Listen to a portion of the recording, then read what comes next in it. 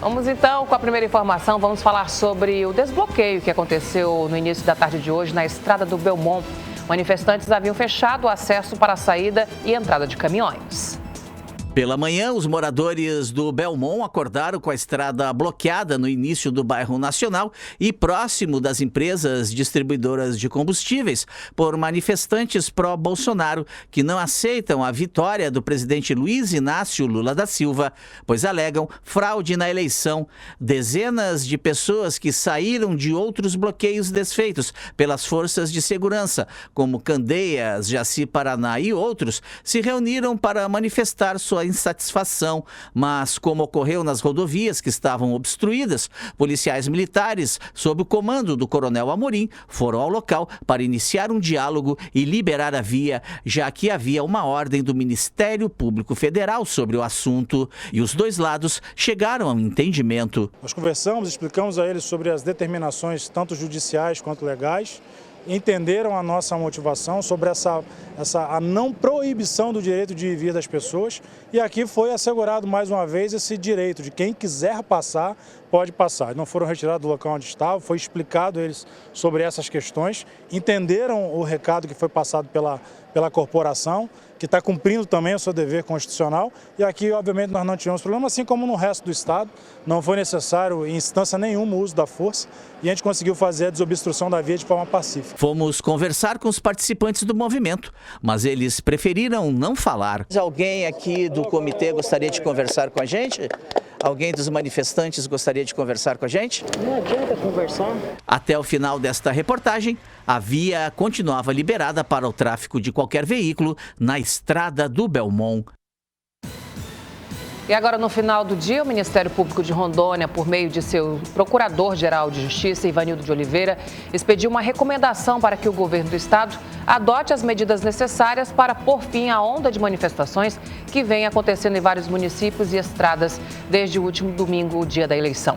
Também é recomendado pelo chefe do Ministério Público que seja determinado ao comandante da Força Nacional de Segurança Pública no estado de Rondônia permanecer em contato direto com a Superintendência da Polícia Rodoviária Federal para alinhamento das ações necessárias à efetividade do emprego da tropa.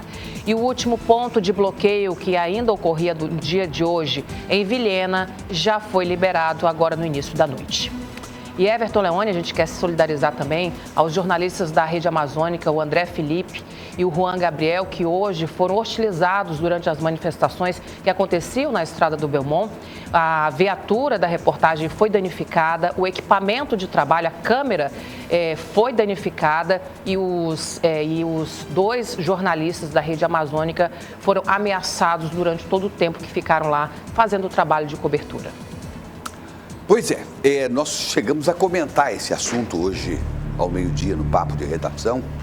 Mostramos já naquele momento a nossa solidariedade aos colegas de trabalho. Isso não tem nada a ver com outra coisa, a não ser com o trabalho deles, desenvolvendo a sua missão jornalística com seriedade, com responsabilidade e questões de antipatia que possa haver. Isso não deve ser estendido aos profissionais do jornalismo. Então, a nossa solidariedade aos dois profissionais que foram hostilizados, mas felizmente não houve nenhum tipo de agressão física, mas houve danificação de equipamentos e também o próprio carro também sofreu algum tipo de agressão. Mas enfim, está tudo certo e a gente já falou bastante sobre esse tipo de manifestação. Em geral, essas manifestações, elas não têm tido essa cor de violência, de hostilidade, no geral. Alguma coisa aqui, outra coisa ali, mas têm sido pacíficas. O problema, e nós já nos repetimos agora, novamente, é o fechamento do direito de ir e vir. O governador ontem mesmo veio a público, fez um pronunciamento, pediu para que houvesse a desobstrução das rodovias. O presidente Bolsonaro já tinha feito isso um pouco antes.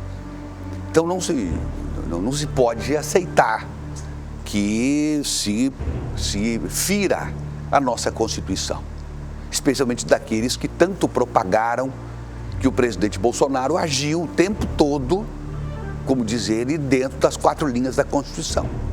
O protesto, ele é legítimo, as pessoas, e eu sempre tenho dito aqui, as ruas são do povo, pertencem ao povo, as praças pertencem ao povo, mas não pode impedir que as pessoas se desloquem, que as pessoas exerçam o seu sagrado direito de ir e vir.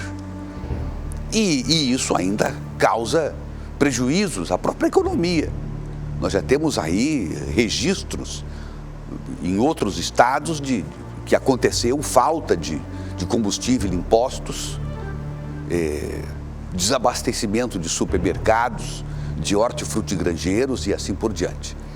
Mas, enfim, parece que a coisa já ficou sob controle, já está no fim, aqui no estado também, depois agora dessa recomendação do Ministério Público, eu tenho certeza que agora vai se agir com mais rigor, sem a desnecessária